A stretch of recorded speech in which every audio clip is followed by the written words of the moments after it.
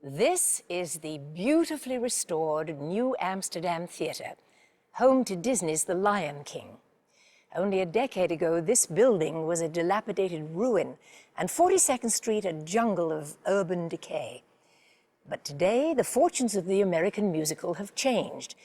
Florenz Ziegfeld once produced his Follies here, but now enormous media corporations like Disney have become the new impresarios.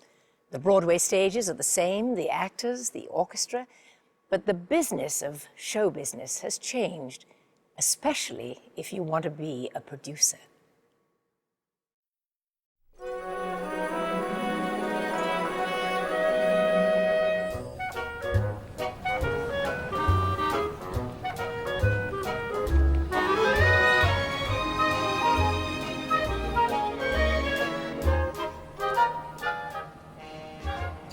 I wanna be a producer with a hit show on Broadway. I wanna be a producer, lunch at Sardi's every day. I wanna be a producer and sleep until 2:30.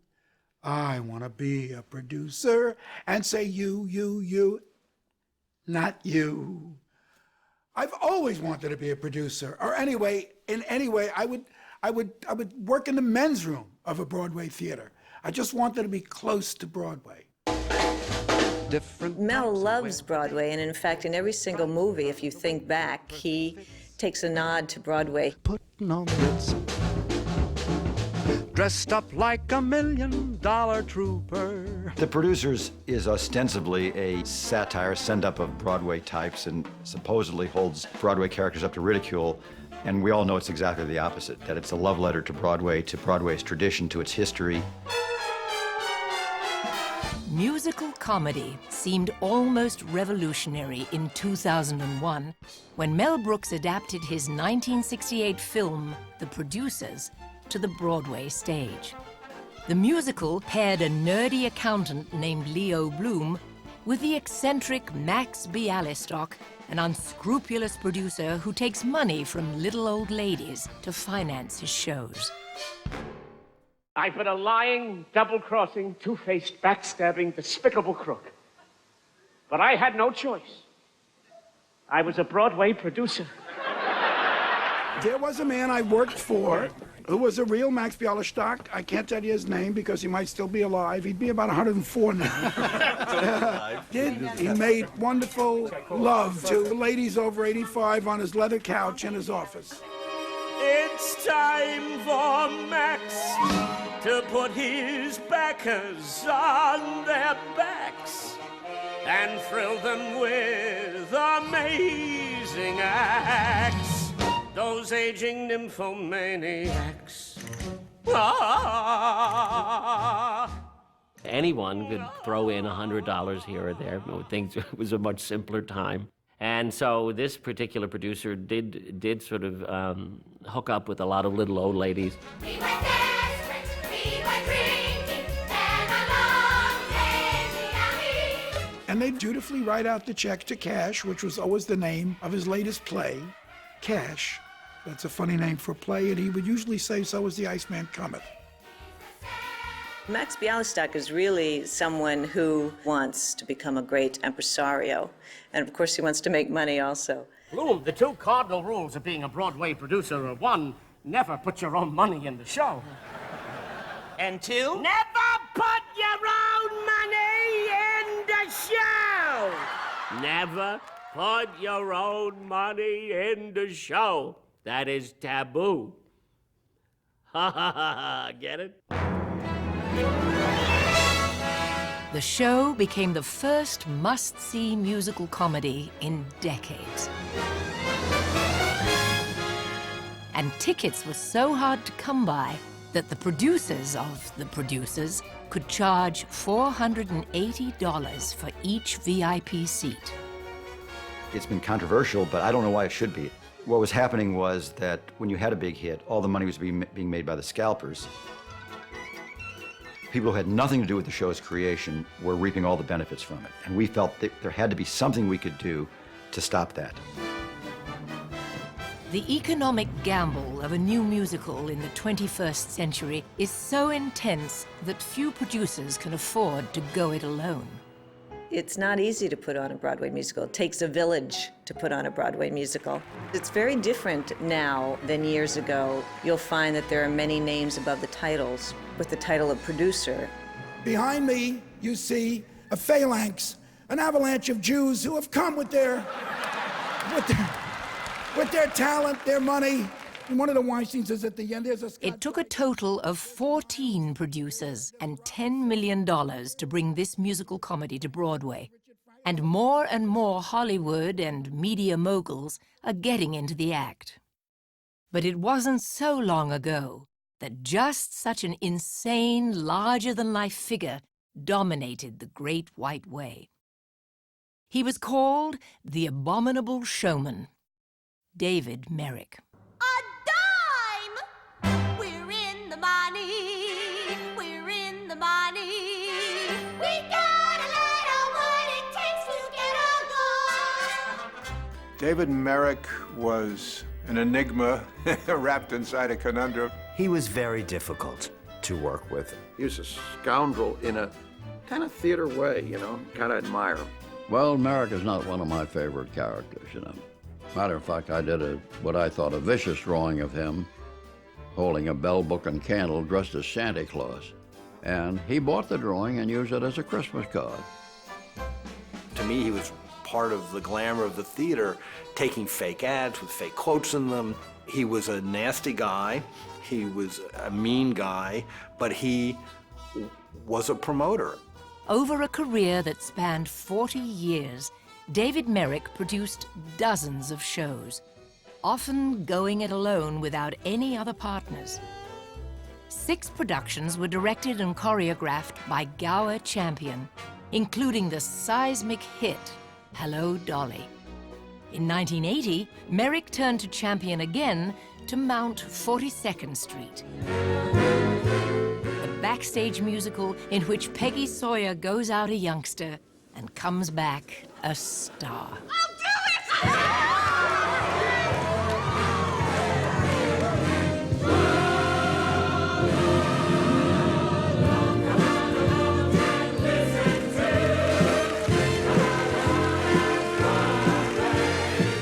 42nd Street was one of the first movie musicals adapted to the stage, and its cast was more than double the size of most shows on Broadway.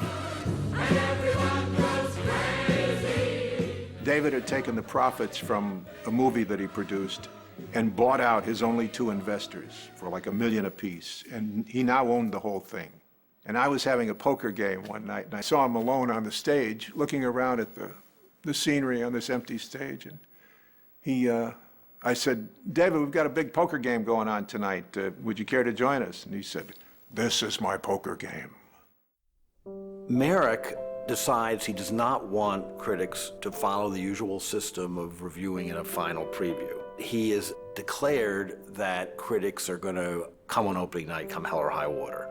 The Times and other newspaper positions with the hell with that. We'll just buy tickets for the last preview. We're not going to let a producer tell us how to cover a show.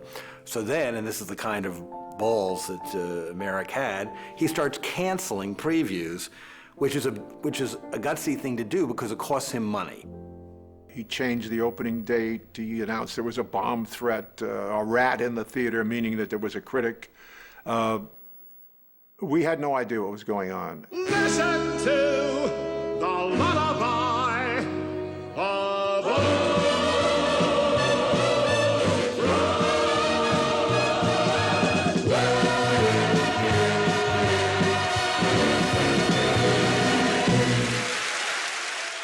The show ends, and I'm stopped by a man. He says, Frank, I got to talk to you a second. And I said, can you call me tomorrow on one deadline? By this point, my wife is on the street where she's discovered there are no cabs waiting, and she's frantically trying to hail a cab so we can go back to the Times. He said, but you don't understand. He said, Gower Champion is dead.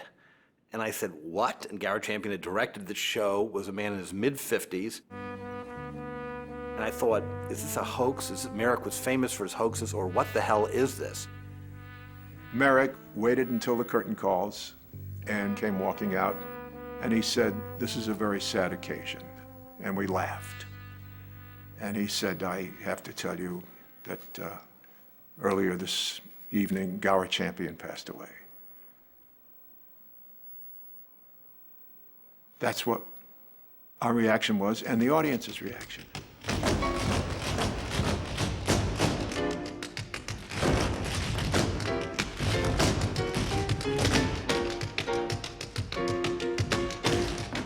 It turned out he died of a very, very rare blood cancer. Merrick had kept it secret, and it was front page news all over the world that he had announced Champion's death from the stage, and even people who didn't know what 42nd Street was, or who Gower Champion, or who David Merrick was, they all knew it now. That was Merrick, the flair for the press. He was really the end of an era, a no-limit poker player. He would go all in.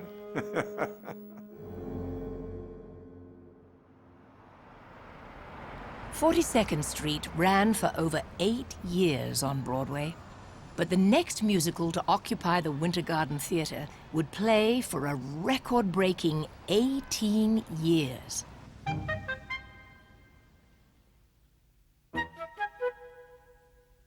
Its producer was Cameron Mackintosh, and during the 80s, he redefined the formula for success in musical theatre.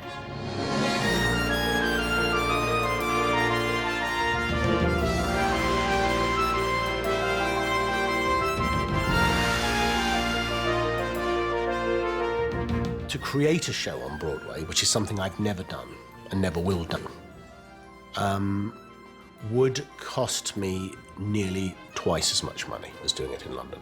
The rule of thumb is that a show that costs $7 to $8 million in London, here it will cost $12+ million. Mackintosh's big break came when he produced a new work by Andrew Lloyd Webber, who had composed Broadway hits such as Evita and Jesus Christ Superstar.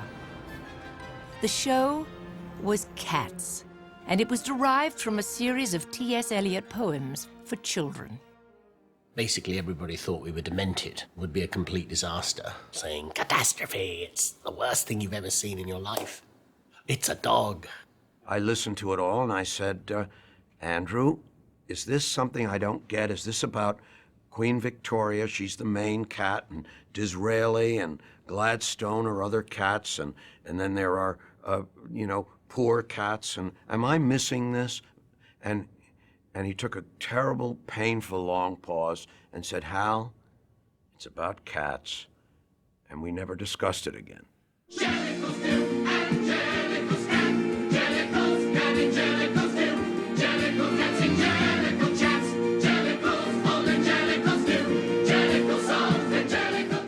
It was an extraordinary situation, you see, because it was an unknown producer in Cameron Mackintosh. It was an unknown director in musical theatre terms in Trevor Nunn, and what could he possibly know, with a whole load of poems by a poet. I mean, the list was endless.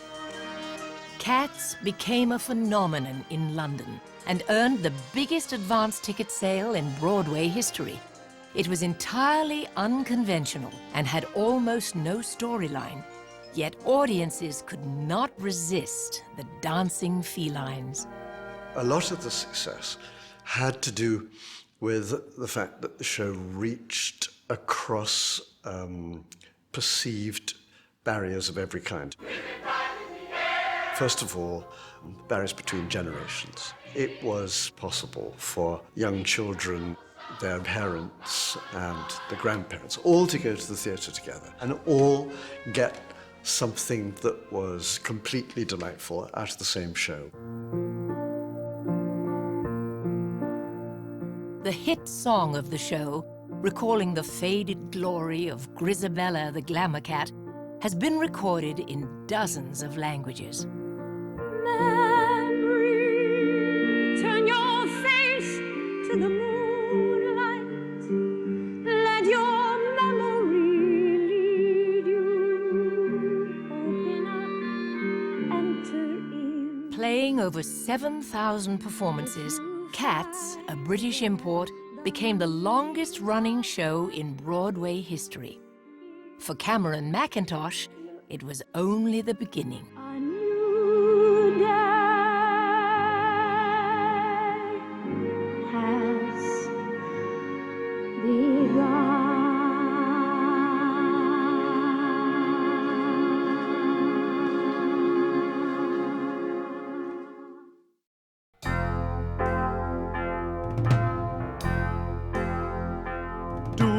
hear the people singing the song of anger? After Cats, Cameron Mackintosh imported other blockbusters from London and Paris, including Les Miserables, The Phantom of the Opera, and Miss Saigon.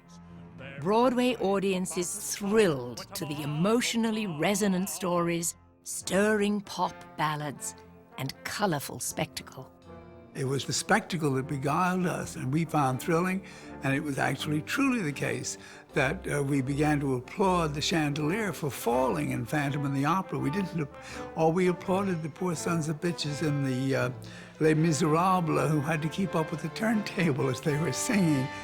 Do you hear the people singing the song of angry men? If you're dealing with big themes, you've got to have it big visually as well as big musically. You're seeing emotions painted larger than life. And if you paint them smaller than life, you might as well sit at home and watch telly or look in the mirror.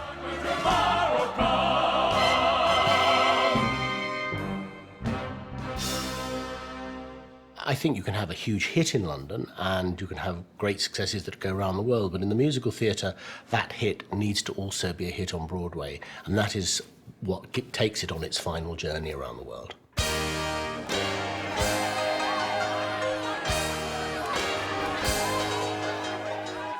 Mackintosh conceived of Broadway as the centerpiece for marketing shows around the world. His approach to promotion was both radical and simple. The ads for his shows carried no quotes, only the sleek, unforgettable logos for the shows themselves. Cameron is one of the last of the guys with a real singular vision of how he thinks a show should be produced, what he thinks it should look like, how it should play, and he's very active as an engaged creative producer.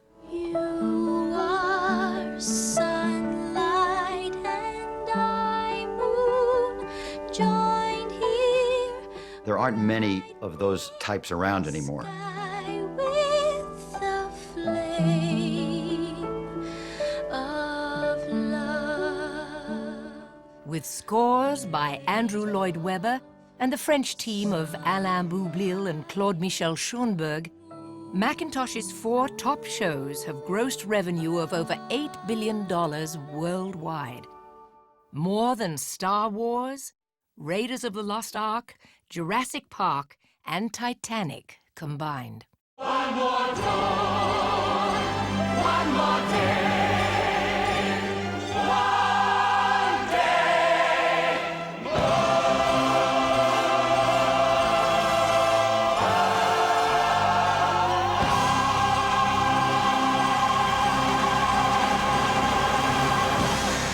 In the end, it's all about art. Andrew and I broke the rules when we started our shows, and history proves to us that every 20 or 30 years you have to reinvent the rules. You don't throw out everything you know, but you go, you need to put yourself back into, Mickey and Judy putting on a show in the barn.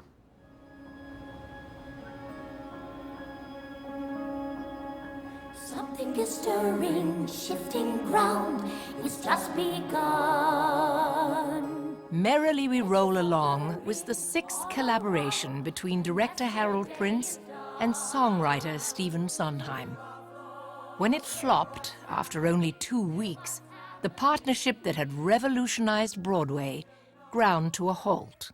Art isn't easy, even when you're hot. Are these inventions of yours? Sondheim was so discouraged, he considered leaving the theater to write mystery novels. When I first met Steve, he was pretty much down in the dumps. And so naively I said, well, gee, I'm sure we could sit down and think of a show that could be popular, and could be successful. And he kind of looked at me like I was crazy and said, I would never do that. Teaming with Lapine, Sondheim now developed his new work off-Broadway in a 150-seat theater called Playwrights Horizons. Bit by bit, putting it together. Piece by piece, only way to make a work of art. Every moment makes a contribution, every little detail plays a part. Having just the vision. Drawing inspiration from an impressionist painting, Lapine and Sondheim juxtaposed the life of 19th century painter Georges Seurat with that of his great-grandson, George, a modern conceptual artist. The art of making art is putting it together, bit by bit. Sunday in the Park, it was this very intense, very personal show about the painter Georges Seurat and his passion for his art. At the same time, it really was a Broadway musical about how art is created and how even a musical is created. Art isn't easy. Every minor detail is a major decision. Have to keep things in scale, have to hold to your vision. Every time I start to feel defensive, I remember lasers are expensive. What's a little cocktail conversation if it's going to get you your foundation? Lead to a prominent commission, an exhibition in addition. Art isn't easy. First presented as a workshop at Playwrights Horizons, the show transferred to Broadway before the second act was fully developed. That whole Sunday process was just like watching a painting come together, particularly that painting, dot by dot. And as each song came in, as each lyric came in, the picture became more focused and the storytelling clearer. And it literally didn't come together till, I think a day or two before the critics arrived. Order.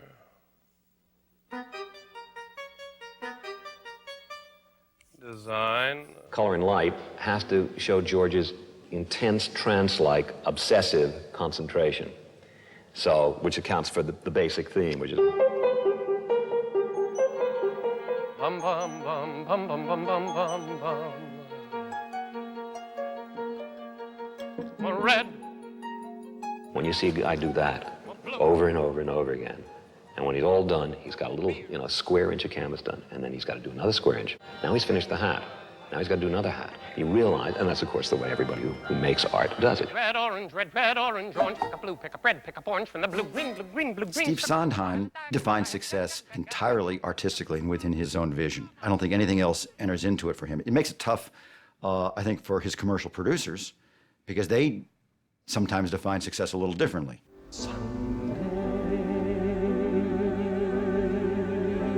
By the blue, purple, yellow, red water, on the green, purple, yellow, red grass. What Sondheim has is an avant-garde sensibility in a popular art form. But when we start to see musicals about pointillism and making art, the musical has gone a long way from its original popular roots. And I think that is the strength and the weakness of Sondheim.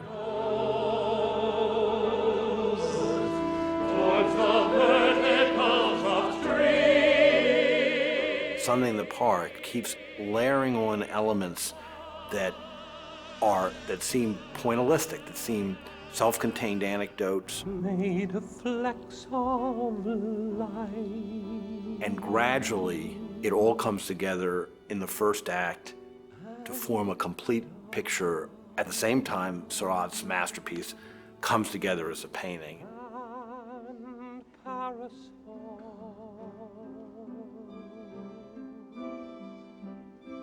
Stephen Sondheim right now is the history of the musical theater. I mean, he's that important. And people inside the theater, people who know theater, people who appreciate it, know that.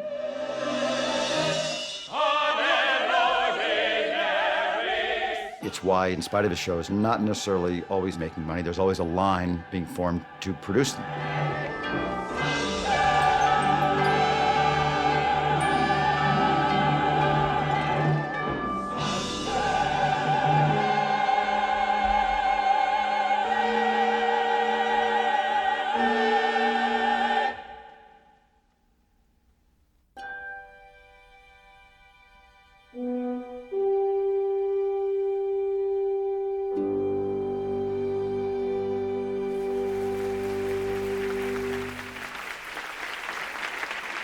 Let us deal with the current crop of scores nominated as the season's best. They are The Ring, music by John Kander, lyrics by Fred Ebb. Baby, David Shire, lyrics by Richard Mulvey. La Cage aux Folles, music and lyrics by Jerry Herman. Sunday in the Park with George, music and lyrics by Stephen Sondheim. And the winner is La Cage aux Folles, music and lyrics by Jerry Herman. When Jerry Herman won the Tony, it was a validation for the most successful composer of the 1960s and his traditional style of songwriting. Thank you. This award forever shatters a myth about the musical theater. There's been a rumor around for a couple of years that the simple, hummable show tune was no longer welcome on Broadway. Well, it's alive and well at the Palace.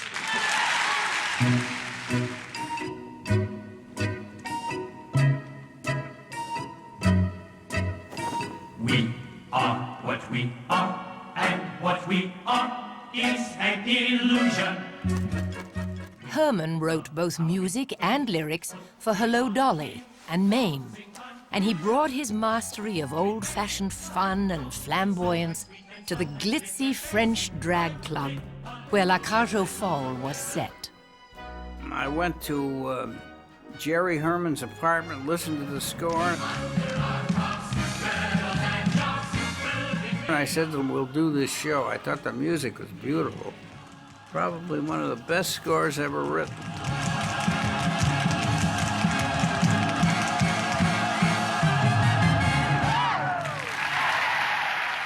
Adapted from a French film, La Cage aux Folles had a conventional musical comedy structure. But there was nothing conventional about its romantic couple. I made it all about love. This was a couple that had been together for 20-something years. This was the real loving married couple. Do you recall that windy little beach we walked along? When we were previewing in Boston, I was very, very nervous about the subject matter, and I said to Harvey Fierstein and Arthur Lawrence, who were huddled with me in the last row of the theater, I said, you know, we're crazy. We're opening the show about transvestites in the city of Boston. We're really crazy. As we walk on the sand. It was the first time on the Broadway stage that two men sang a love song to each other. Through the crash of the waves, I could tell that the words were romantic. This was a show that in the beginning, when all these guys in drag came out on stage, the men who'd been dragged to see it by their wives covered their faces. At the end of the show, they were standing up and cheering two men dancing off into the sunset. I thought that was quite an accomplishment.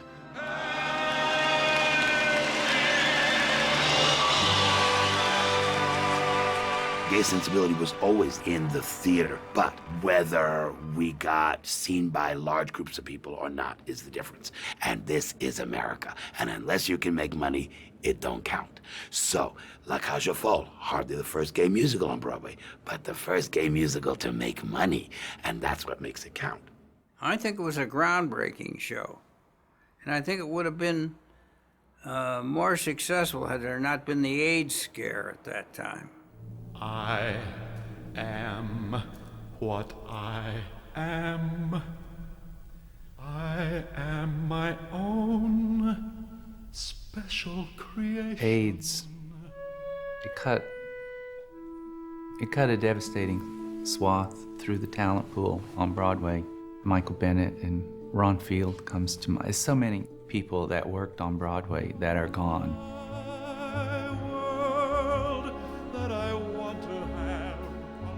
We lost an entire generation of musical theater. You know, if musical theater is gay men, and for the most part it is, we lost an entire generation. We lost our children, you know, we lost our youth. People who might have become famous. A dancer like Tim Scott, just a brilliant supporting performer like Renee Clemente. You know, not the great names that people go, oh my God, what the Broadway theater lost because he died.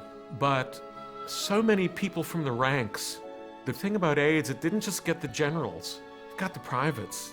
It got the guys in the trenches. In response to the AIDS crisis, the company of La Cage aux Folles and others from the Broadway community created Broadway Cares Equity Fights AIDS. which has raised over $65 million to help people suffering from the disease. Life's not worth a damn till you can say, hey world, I am what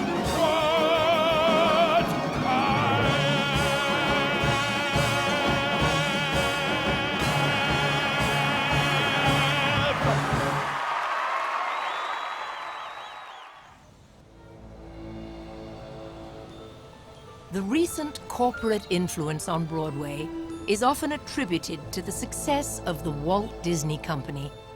But before the Broadway musical was resurrected by Disney, Disney was resurrected by the Broadway musical.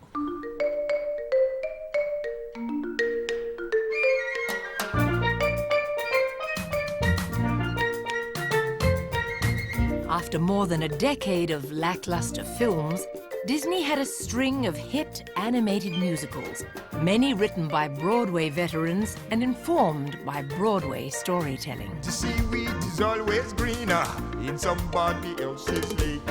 You dream about going up there, but that is a big mistake. But producing a live musical on Broadway seemed beyond the limits of even Disney magic.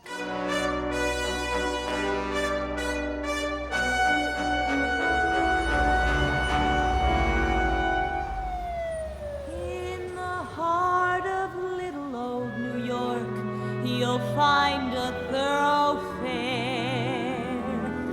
It's the part of little old New York that runs into Times Square. Just dealing in New York was hard, and, you know, we were ducking bullets in the 70s and garbage trucks, and it was just, you know, forget it, let's go and make movies. And it kind of kept that, resisted, until we made the movie Beauty and the Beast.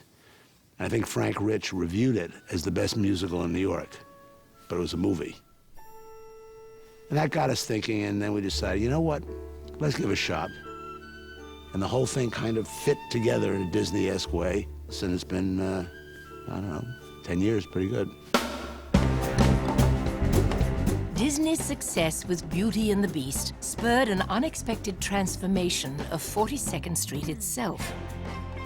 It began when Michael Eisner visited the crumbling New Amsterdam Theater, the former crown jewel of Florenz Ziegfeld's kingdom. I'm gonna be a mighty king, so when the bees beware.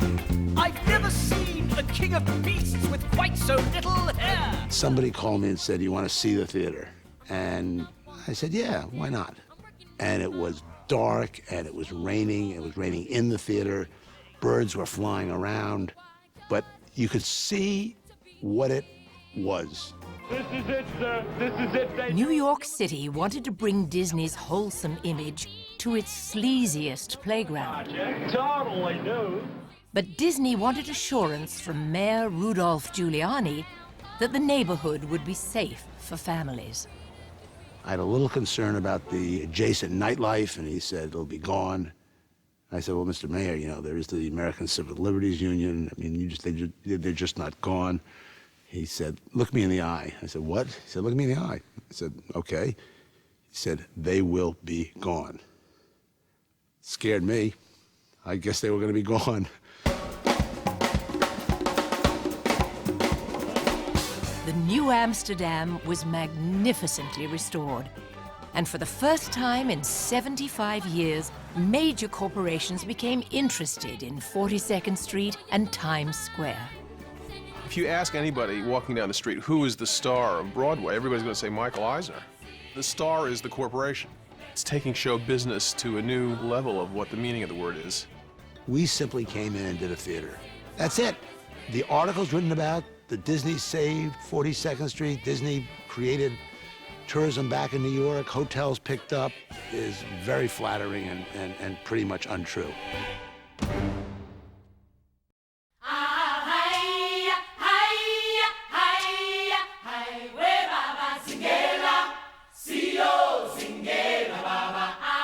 The show that moved into the refurbished New Amsterdam in the fall of 1997 was The Lion King. an adaptation of Disney's most successful animated film. It featured popular songs by Elton John, with lyrics by Tim Rice, and a chorus led by South African composer Lebo M. But the real challenge was how to translate the movie's animated characters to the stage. It is a landscape that people don't think can be put on a stage. It's the animal kingdom. It's an animal parable of life. And yet, I needed to make sure I could keep the human beings present. This was a question in the development of Lion King. Big question in the workshops of, can the audience look at a human face and look at a mask at the same time? Where will they focus? And I'm saying that in the theater, you can expect more from your audiences. They know they're in a theater.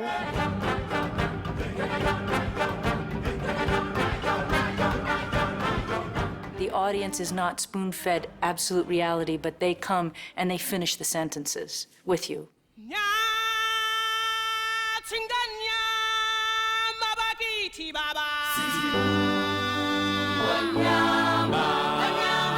You know, you work in television, which I've done a lot. You don't feel a reaction. You read that 62 million people watch this and 50 million people watch that. It's empty and it's sterile. But 1,832 people at this theater going crazy is awesome.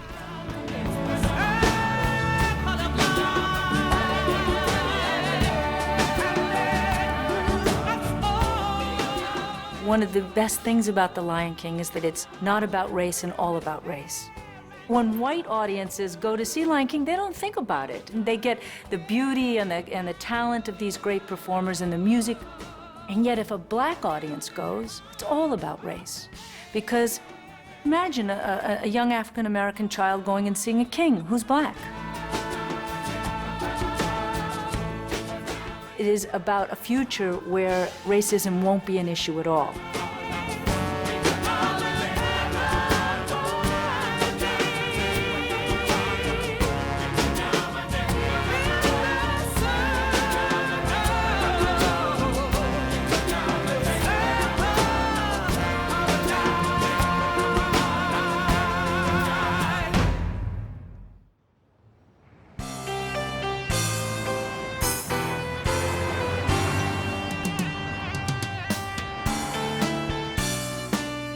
On October 21st, 1995, composer Jonathan Larson quit his job as a waiter at the Moondance Diner, where he had worked for over 9 years.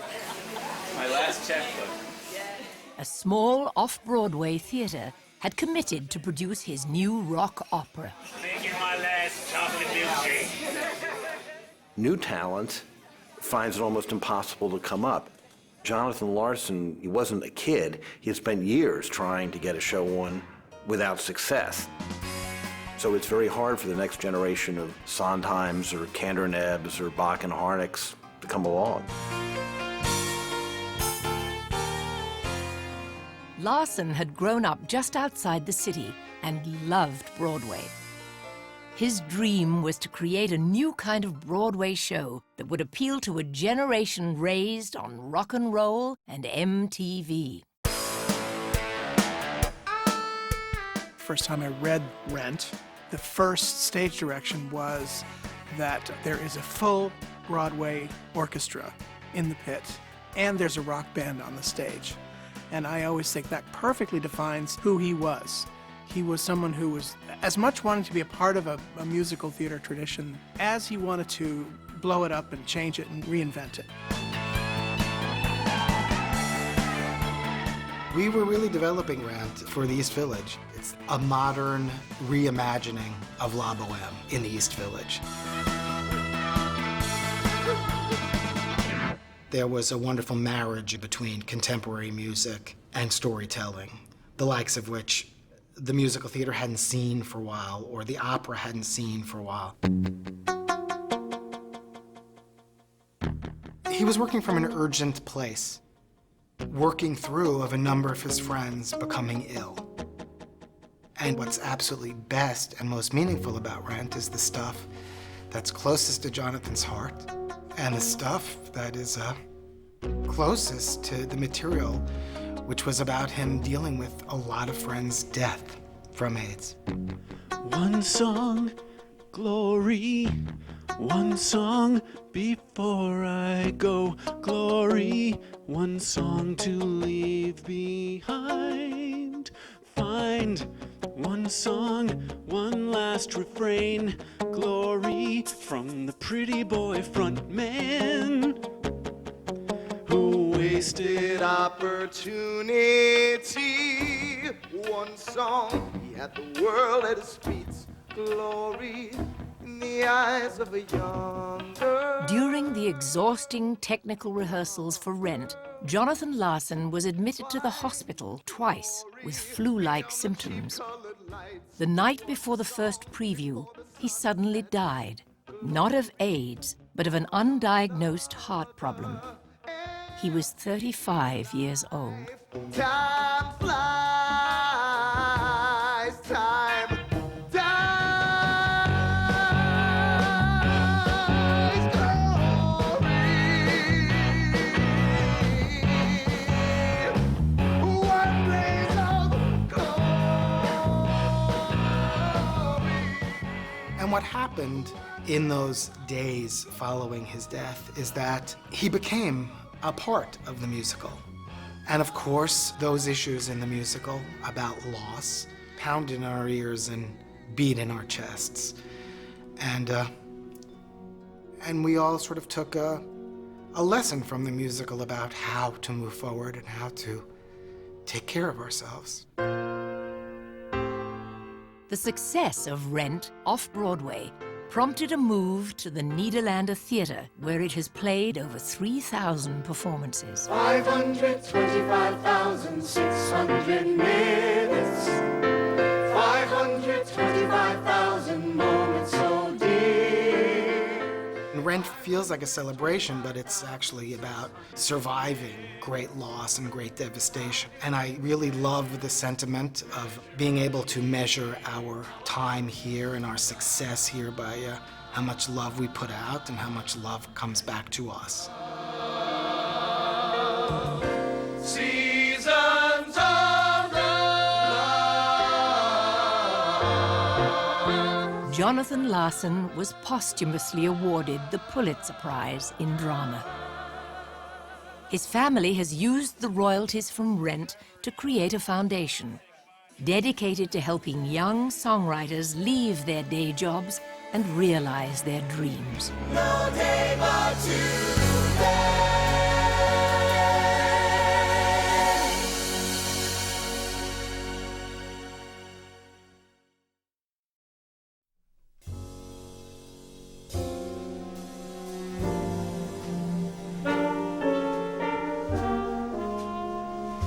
For over 20 years, fans of Broadway could buy discounted tickets at two locations, 47th and Broadway, and in the second tower of the World Trade Center.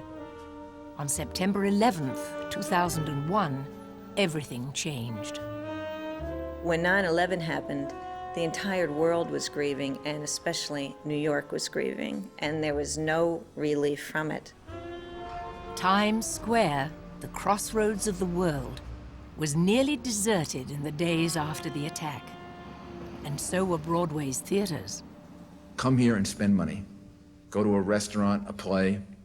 You might actually have a better chance of getting tickets to the producers now. These little town blues are melting away.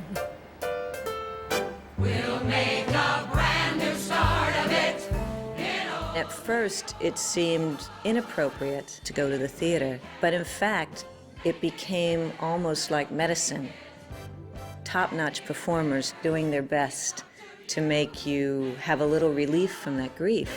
Come to New York and let's go on with the show. Right now, people want more of an escape, you know, as they did after World War II.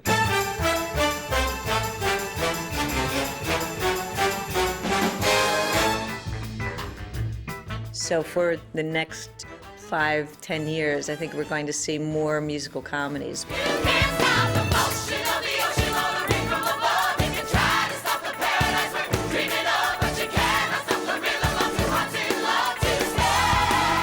Like other current hits, Hairspray, the success of the 2002 season, was based on a feature film.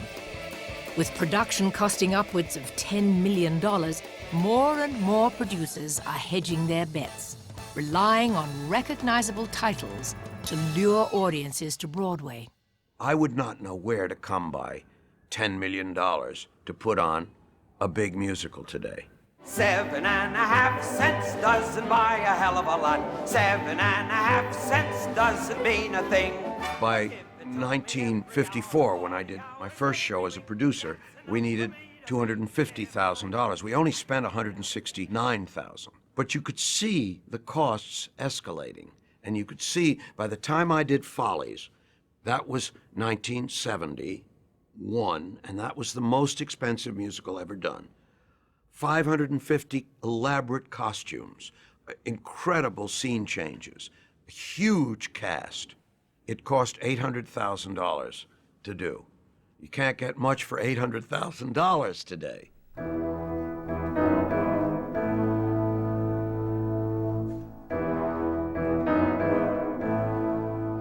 The biggest show of 2003 was Wicked, a $14 million gamble that reflects how art and commerce intersect on Broadway. Developed by Hollywood producer Mark Platt, Wicked is the second Broadway production backed by Universal Studios. A film can generate an awful lot of money very quickly, almost immediately, over a 3-day weekend. The scariest thing about the theater is it could open and nobody saw what you saw, and in a very short time, it's just gone. The wickedest witch there ever was, the enemy of all of us, you and us, is dead. Wicked is a traditional book musical adapted from an original novel. Its commercial appeal lies in America's fascination with the Wizard of Oz. But producing a magical fantasy on Broadway means confronting a harsh economic reality. The theater is a handmade enterprise. There are no economies of scale or economies of technology. Costumes, sets are handmade, created for the particular show. It's a highly labor-intensive process. Wicked strikes me as huge. I've never been in anything, well, this kind of spectacular nature. I mean, the first notes of the show with the orchestra go like.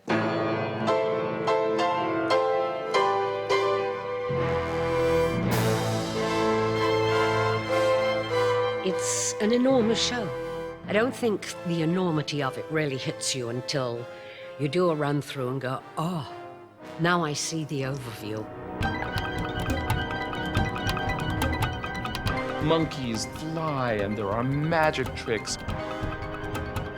There were so many visual demands that it was going to be hard to tell much more from a workshop. Therefore, for better or worse, we had to do a production. San Francisco is really an old-fashioned pre-Broadway tryout. Used to be you would go to a few different cities and then come in. You work on it out of town, away from sort of New York vultures. You're really coming together to go into New York and face what is an enormous amount of pressure.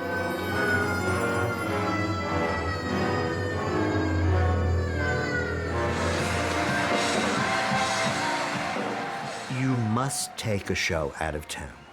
You're creating something brand new. And you must have the ability to work on that piece of material, to change something, to add a song, to throw out a scene, to change a performer if necessary. And you can't do that on 45th Street. San Francisco is about gathering information. You really have to find a way to process the information, listen to the audience, listen to ourselves and our instincts, and say, okay, now where do we want to go with this? So I didn't explain that very well. During the 8 weeks before opening night, scenes were cut. New dialogue and songs were written, and 4 parts were recast, including the role of the wizard. You work right into the bitter end. There's a phrase that says that the show is frozen, which we try to do a few days before opening, but really, you're tweaking that show until the critics come. Popular, I'll help you be popular. You'll hang with our right cohort. You'll be good at sports. Know the slang you've got to know. So, oh my gosh, thank you. Tonight is opening night, day before Halloween. You only have one opening night. And it will never be like this again. It's either live or die by opening night. Something that could have been 5 years in coming and $10 million can go down in 2 hours. Popular. I know about popular. And with an assist from me to be who you'll be instead of dreary who you were, well, are. There's nothing that can stop you from becoming popular. La,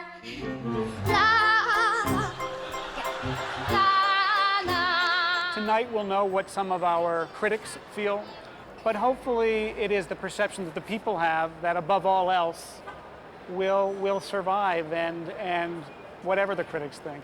Up here! Elfie! Up here! It's me!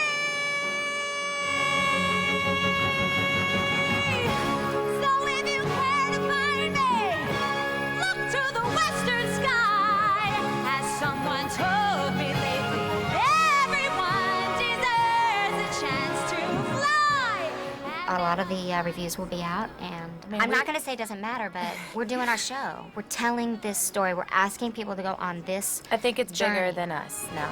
I'm flying high, defying gravity, and soon I'll match them in renown. And nobody in all of us, no wizard that there is or was, is ever gonna bring me down. I hope you're happy.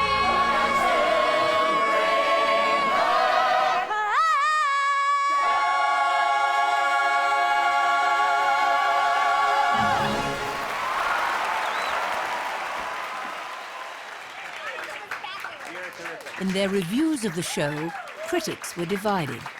But in its first holiday season at the Gershwin Theatre, it broke box office records.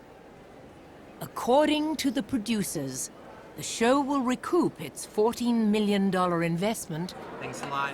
in 1.5 years, if they can sell over 1,300 tickets to each and every performance. Could be,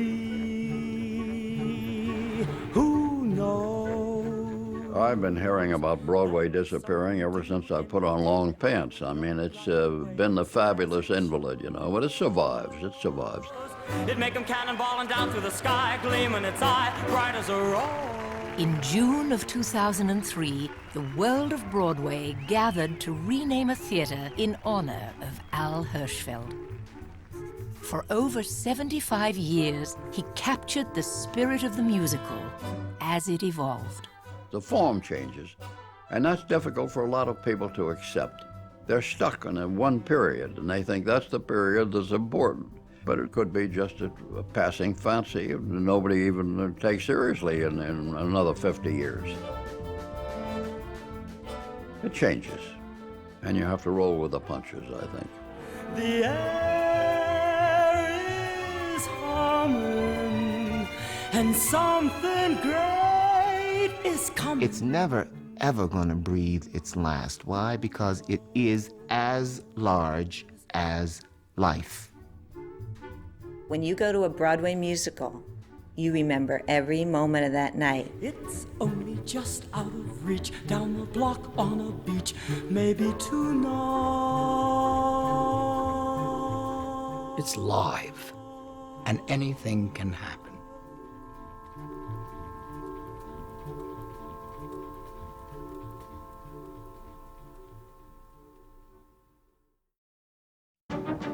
They There's Malachevsky, Rubinstein, Arensky, and Tchaikovsky, Sapelnikov, Dmitriev, Cherepkin, Krishnanovsky, Godovsky, Artur Buchok, Monayuska, Wakimenko, Soloviev, Prokofiev, Tyepkin, Gorishchenko, there's Glinkler, Winkler, Bortniansky, Rebekov, Felinsky, Metr Malakirov, Zolotorov, and Koshinsky, and Sokolov, and Kopolov, Dukelsky, and Klanovsky, and Shostakovich, Boda, Dinglier, and Novakovsky, there's Lyudov, and Karaganov, Barkevich, Panchenko, and Dargomisky, Cherbachev, Skriapin, Vasilenko, Saravinsky, Rimsky, Korsakov, Prosorsky, and Grachaninoff, and Glazunov, and Caesar, Kuikalini, Karnov, Mananov, Stravinsky, and Grachaninoff, Rumshinsky, and Rachmaninoff. I really have to stop. The subject has been well to path.